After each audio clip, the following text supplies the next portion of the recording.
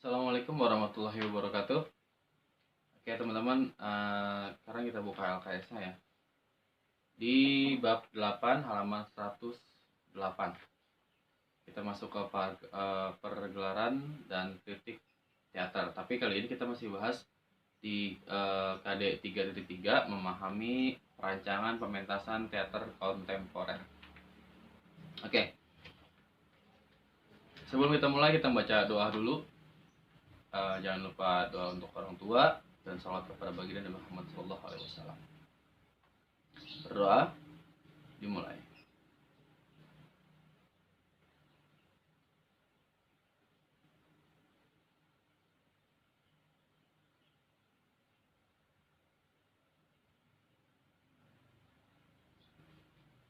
Selesai. Oke, kita lanjut ke halaman 19. Di sini ada konsep pergelaran teater. Pergelaran teater merupakan puncak dari sebuah proses latihan para kreator seni dan proses kreativitas seni dari seorang sutradara. Mungkin teman-teman di kelas 11 udah begitu banyak juga ya tahu tentang teater, karena kita udah ketemu ngebahas teater itu di kelas 11. Mudah-mudahan teman-teman masih ingat kayak tata kelola panggung segala macam. Jadi untuk teater kali ini kita nggak terlalu sedalam kayak kelas 11 kemarin gitu kan, tapi kamu ngilas balik gitu kan. Apa sih yang lebih intinya lagi, yang lebih luasnya lagi. Cuman kalau untuk karakter pementasannya, tekniknya, teman-teman mungkin udah paham ya, dan mudah-mudahan juga masih ingat. Kita lanjut ke konsep pergelaran teater. Yang pertama ada konsep letak pentas. Letak pentas adalah cara menyusun pentas atau tempat pertunjukan. Indonesia terdiri atas berbagai macam etnis atau suku bangsa yang kaya akan seni dan budaya sehingga memiliki tempat pertunjukan yang beraneka ragam jenis dan bentuknya. Nah, mungkin kalau di tari atau teater ya, di tahun lalu di kelas 11 itu kita udah pelajarin tentang tata pentas atau panggung. Ada panggung proscenium gitu kan, arena. Nah, di sini juga sama. Yang pertama adalah panggung terbatas. Panggung terbatas contohnya adalah panggung proscenium yang lalu kita sebut dengan panggung bingkai. Proscenium adalah bentuk pementasan yang memisahkan antara pemain atau pentas dengan penonton atau auditorium. Pada panggung proscenium ada batas antara panggung tempat berlangsungnya pertunjukan teater dengan tempat duduk penonton. Panggung proscenium biasanya berupa teater tertutup atau beratap gitu. Jadi kayak panggung-panggung apa ya? Panggung-panggung pementasan biasa lah, cuma kotak kurung gitu. Jadi tembok terus dalamnya ada ruang. Kayak gitu. Ada batas penonton. Itu kalau proscenium. Mudah dipahami sebetulnya. Di kiri kanan panggung dilengkapi dengan wing serta layar hitam sebagai pembatas keluar masuknya pemain. Ya, jadi ada pintunya gitu, dia masuk dari samping kan. Kan kalau biasanya dari belakang. Kalau tradisi dari belakang kan normal. Nah, ini biasanya di kanan kiri panggung dilengkapi dengan wing serta layar hitam sebagai pembatas keluar masuknya pemain. Kayak gitu.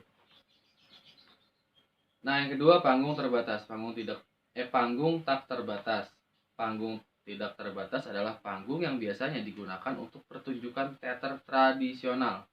Bentuknya bisa berupa pendopo atau hanya pelataran saja. Pendopo, pelataran, ya pelataran tuh kayak di teras gitu, depannya agak luas kayak gitu. Terus panggung-panggung panggung traktak, disebutnya kalau di daerah itu panggung traktak, jadi panggungnya ceper gitu. Kayak gitu. Terus kayak pendopo tuh misalkan kayak aula gitu ya, kalau pendopo kayak aula gitu.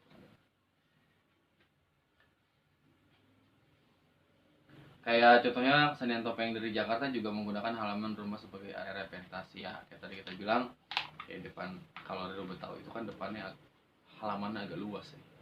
Terus gambang rombongnya atau di sebelahnya biasanya main saut-sautan tuh antara pemain sama pengiring musik kalau di teater Betawi.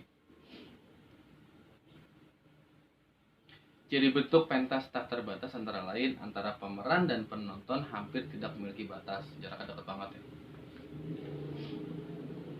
Tidak memerlukan pelayanan yang khusus, misalnya menggunakan dekorasi yang realistis tiap pergantian adegan. Jadi kan kalau misalkan yang lain background ganti, terus dalam keadaan apa, scene apa, background diganti. Nah kalau misalkan di panggung tak terbatas atau yang tadi pelataran kayak gitu pendopo, dia nggak perlu ganti background gitu. Karena ribet juga, bayangin kalau ganti background uh, ganti rumah gitu. Karena backgroundnya kan rumah biasanya kan kayak gitu.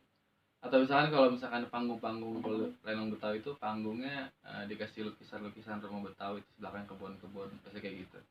Terus tadi gerek putar. Tapi kan kalau misalnya panggung tak terbatas yang tadi disebutkan kayak pendopo, pelataran segala macam, nggak perlu ganti background gitu. Amannya di sini.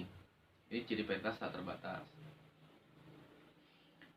Jenis panggung yang dapat dipilih untuk mementaskan teater sebagai berikut: pentas konvensional atau proscenium, yaitu berbentuk panggung yang menggunakan batas depan.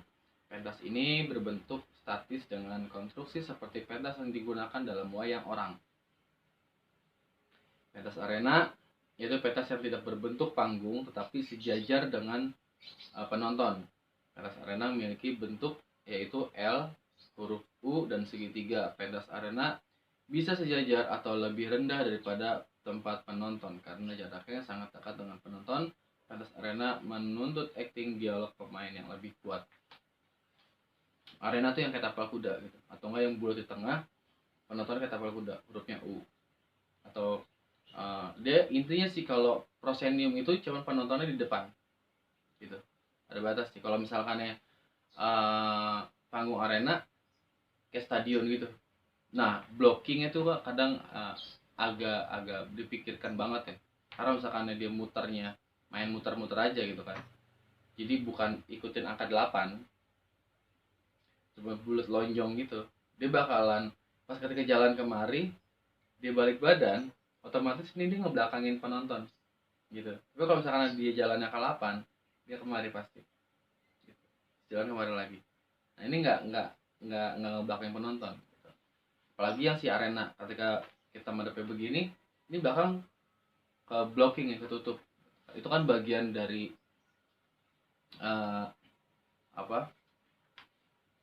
penguasaan kan. Kalau dia nyebutnya kemarin tuh ruang, bagian dari ruang, kayak ngeblockingnya kayak gimana, terus dia tahu sadar posisi, sadar balance gitu. Misalkan di kanan semua mojok kan nggak balance, berarti kan kelihatannya juga nggak seimbang. Pentas terbuka yaitu pentas di udara terbuka atau di luar gedung. Pementasan di tempat terbuka dapat dilakukan dengan tidak mengubah dekorasi. Pementasan seperti ini memiliki daya tarik sendiri. Meskipun demikian, pentas ini memiliki kelemahan, itu sangat bergantung pada cuaca atau misbar. Jadi misbubar. Gitu. Kalau di seni tari itu dipakai sama tari kecak ya, Bali. Ya gitu. Ya kayak misalkan tadi juga yang di pelataran depan rumah, ngelenong kayak gitu kan. Ya seru-seru, bicara-bicara tawa, tiba-tiba gitu, suara geruduk. Nah biasanya si pemainnya tuh agak, gue ngimprove gimana nih, gue ngelitnya gimana nih gitu kan. Turun hujan udah gendang ngangkutin, tanjidor ngangkutin, gong ngangkutin, ya kayak gitulah. Tapi seru sih, biasanya lebih seru yang kayak gitu ketimbang yang resmi di dalam ruangan gitu kan, kayak tadi panggung proscenium gitu kan.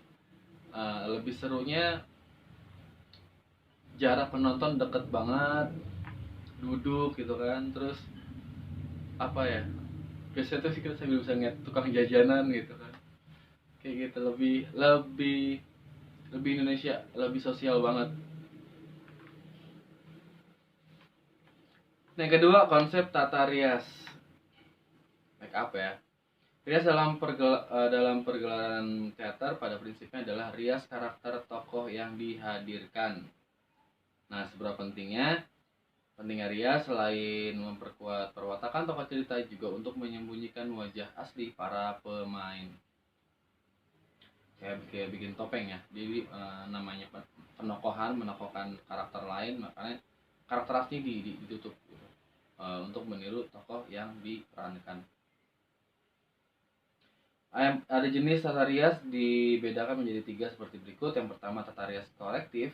Tata rias korektif atau korektif make up merupakan suatu bentuk tata rias yang bersifat menyempurnakan atau koreksi. Contohnya misalkan Arjuna itu nggak ada tompel di sini, tapi yang meranin dia punya talent di sini gede gitu. Atau misalkan si Arjuna itu nggak bewokan, cuman cambang doang sampai sini, terus yang si tokohnya itu bewokan, yang mau nggak mau ditutup atau dicukur gitu kan.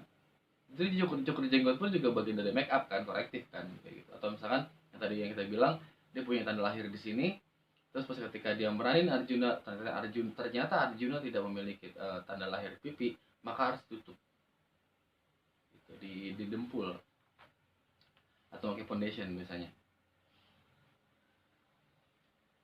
Tetaris ini menyembunyikan kekurangan pada wajah yang menunjukkan hal-hal yang menarik dari wajah gitu. Nah, itu ya, tadi tata rias korektif. Yang kedua tata rias fantasi. Tata rias fantasi dikenal juga dengan istilah tata rias karakter khusus. Disebut tata rias karakter khusus karena menampilkan wujud rekaan dengan mengubah wajah yang tidak realistis. Mungkin teman-teman waktu kecil pernah ikut teater atau yang teater anak-anak kayak gitu. Contohnya siapa sih, Timun Mas, kan dia ngelawan siapa sih, Buto Ijo, badannya diijoin, di full, dicat hijau gitu kan. Padahal itu kan bentuk apa sih,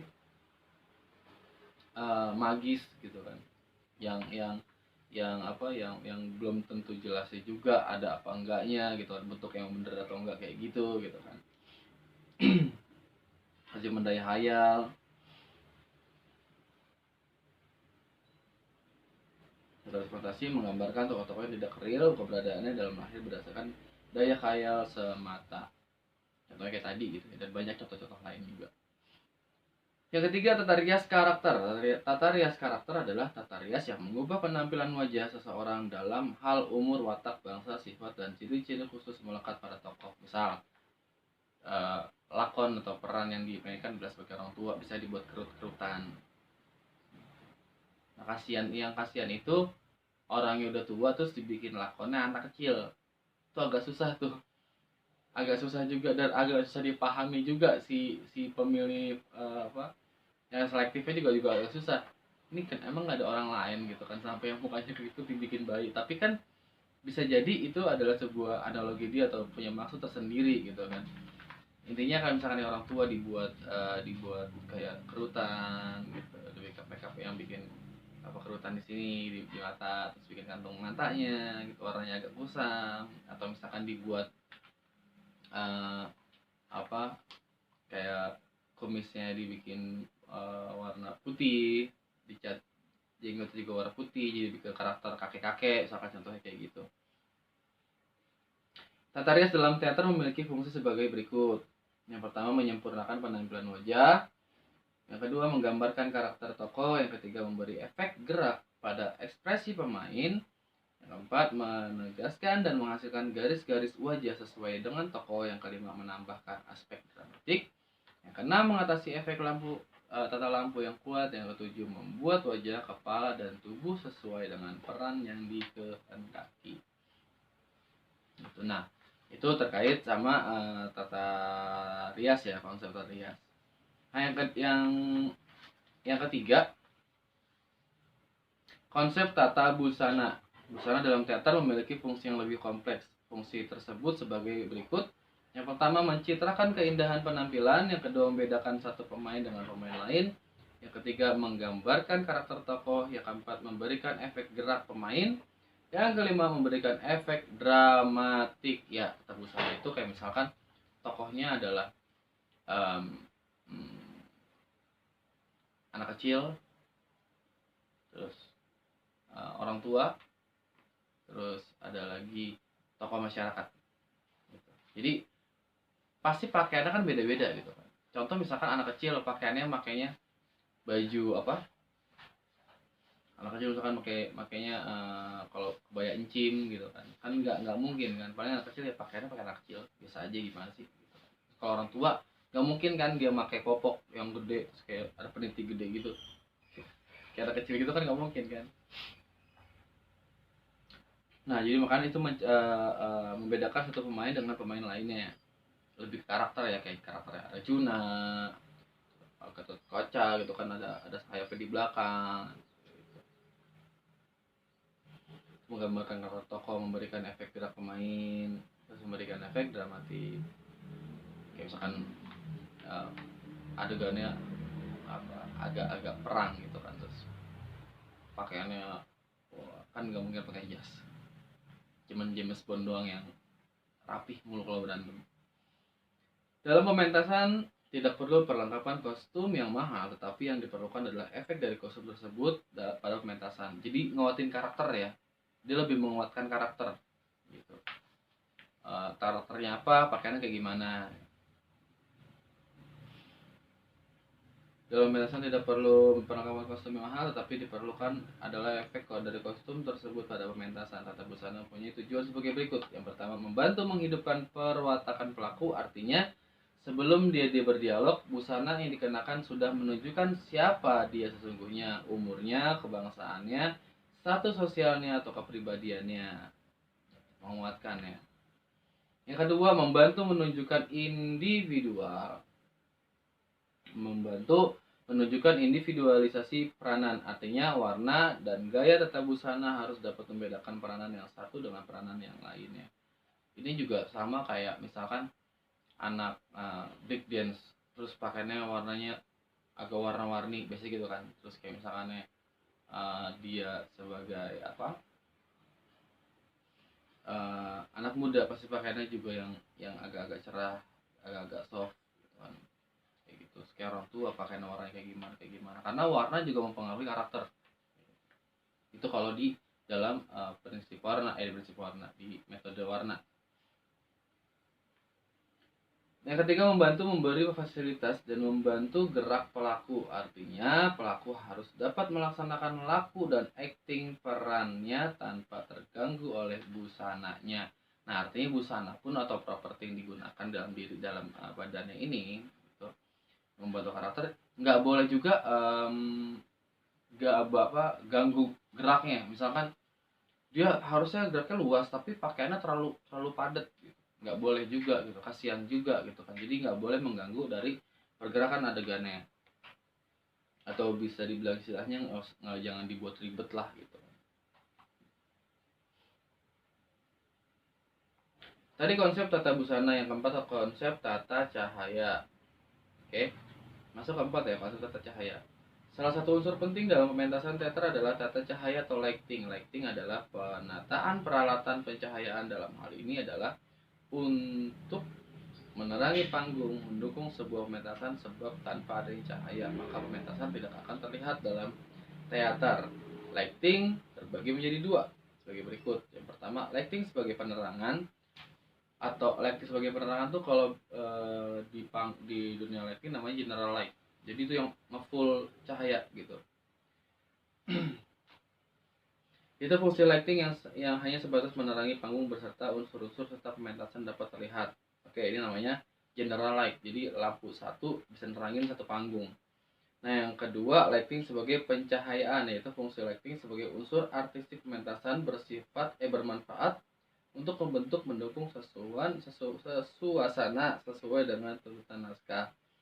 Jadi bermanfaat untuk membentuk dan mendukung suasana sesuai dengan tuntutan naskah. Kalau di lighting itu ada strip light, ada general light, ada follow spotlight. Jadi kalau yang follow spotlight itu dia ngikutin tokohnya. Nah, kalau spotlight itu yang cuman satu doang spot, misalkan ada batang pohon gede gitu kan, terus ada cahaya di situ di pohon itu doang gitu. Nah, itu namanya spotlight. Nah, kalau misalkan yang ngikutin orang itu namanya follow spotlight. Kalau general yang nerangin semua. Kalau strip light yang ada di belakang tuh biasanya warna-warni gitu. Ciri khas strip light itu ada di belakang baris di belakang dan lampunya warna-warni. Kalau general light menerangi satu ruangan gitu. Nah kalau spotlight cuman khusus spot doang. Nah kalau follow spotlight khusus satu dan ngikutin geraknya. Itu dari lightingnya. Unsur paling harus diperhatikan dalam tata cahaya: tersedianya peralatan dan perlengkapan, tersedianya cukup lampu, kabel, holder, dan beberapa peralatan yang berhubungan dengan lighting dan listrik kayak kabel gitu ya. Tidak ada standar yang pasti seberapa banyak perlengkapan tersebut, semuanya tergantung dari kebutuhan naskah yang dipentaskan. Iya, jadi misalkan harus 6 meter, tapi kalau misalkan jarak colokan sama tengah itu cuman 2 meter, nggak perlu panjang-panjang juga gitu kan, atau misalkan jangan kurangnya juga.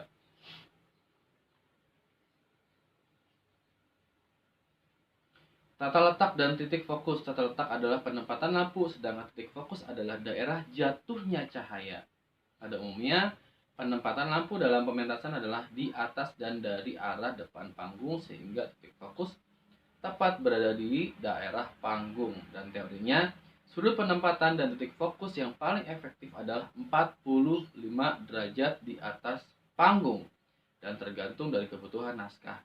Tata cahaya harus menerangi setiap bagian dari panggung, yaitu dari arah depan, belakang, atas, dan bawah, kiri dan kanan, serta bagian tengah. Paham ya? Ini lebih sebetulnya mengkhususkan sih, kalau misalkan emang harus terang semua ya pakai general light atau ditambahin lagi sama spotlight gitu. Sebetulnya kayak gitu. Ini kebutuhan aja. Kalau misalkan filmnya mau maininnya agak sedikit horor, berarti kan nggak semuanya harus terang gitu kan. Berarti ada bagian yang gelap dan ada bagian yang terang. Yang ketiga, keseimbangan warna. Keserasian penggunaan warna cahaya yang dibutuhkan. Hal ini berarti lighting man harus memiliki pengetahuan tentang warna. Iya, kayak warnanya kuning kah, biru kah, kayak gitu. Keempat, penguasaan alat dan perlengkapan. Lighting man harus memiliki pemahaman mengenai sifat karakter cahaya dari perlengkapan tata cahaya. Tata cahaya sangat berhubungan dengan listrik, maka harus berhati-hati jika sedang bertugas menjadi light setter atau penata cahaya. Jangan sampai mati konyol ya. Jihad sebetulnya sih, jihad gitu kan. Jadi matinya dalam berjuang. Misalkan dia tuh mau nampilin teater lebih ke sahabat Nabi, lebih ke dakwah gitu kan, atau dia sebagai pekerja dan akhirnya kesetrum, mati pun juga matinya dalam keadaan jihad gitu kan, karena dia sedang beribadah, cari nafkah gitu kan. Tapi keselamatan lebih utama. Keselamatan lebih utama, artinya hati-hati. Kita main listrik nih, listrik dulu tuh mental, jadi kata listrik dang, kalau sekarang listrik kena malah nyedot. Jadi kita juga harus tahu juga nih, dan aliran listriknya berapa besar sih, seberapa besar kan. Kalau teater nggak mungkin listriknya kayak listrik baterai ya, nggak mungkin, pasti gede-gede banget.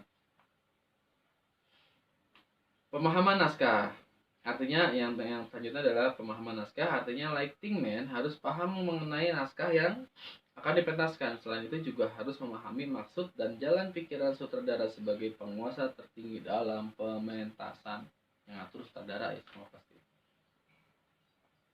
Jadi si lighting man juga harus paham naskahnya nih, yang mau dibawain kayak gimana. Jadi dia harus nentuin, kalau misalkan wah dalam naskah ini ada keadaan ceria, terus dia malah pasang cuma bikin spotlight warnanya kuning tengah-tengah, sedangkan yang ada bagian yang nari-nari rame-rame gitu kan,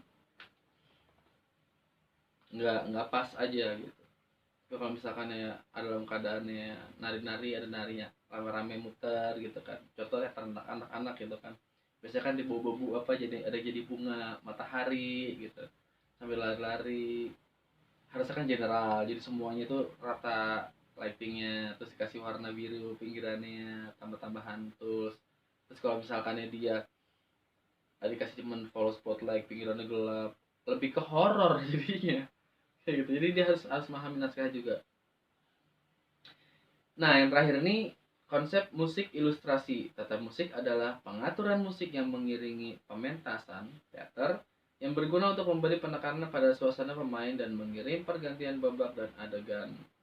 Tas suara adalah pengaturan keluaran suara yang dihasilkan dari berbagai macam sumber bunyi seperti suara aktor, efek suasana, dan musik. Jadi tata suara diperlukan untuk menghasilkan harmoni, kayak nambah-nambahin adegan, kayak ngisi-ngisi apa penguatan karakter. Gitu misalkan kayak lagi tegang, musiknya kayak gimana, atau misalkan keadaan lagi sedih, ditambah musik agak-agak halus gitu kan, agak-agak sendu. Kan kalau misalkan lagi sedih terus musiknya malah lagu riang, tereng teng teng tereng teng teng teng gitu kan, nggak mungkin. Jadi si musik pun juga harus sama kayak tadi, si pemain si lighting man harus tahu naskahnya juga, musiknya kayak gimana sih ntar mainnya gitu. Nah, kita sampai situ dulu. Nanti akan dilanjutkan di yang B, teknik penciptaan teater. Naskah lakon, prolog, dialog, pertunjukan, pementasan, epilog, pemilihan materi, menentukan tema dan premis, menyusun watak, pengolahan materi, penulisan naskah. Gitu. Jadi kita cukup dulu sampai sini. Semoga bisa dipahamin. Kalau misalkan yang masih kurang paham atau saya kecepatan, teman-teman bisa baca lagi. Itu dari halaman tadi 109 sampai halaman 112. Gitu. Sampai sini dulu kita ngebahasnya. Sampai sini dulu kita belajarnya. Semoga dipahamin. Sehat terus teman-teman. Terima kasih banyak. Mohon maaf bila ada kata-kata yang salah dan kurang. Bila itu, assalamualaikum warahmatullahi wabarakatuh.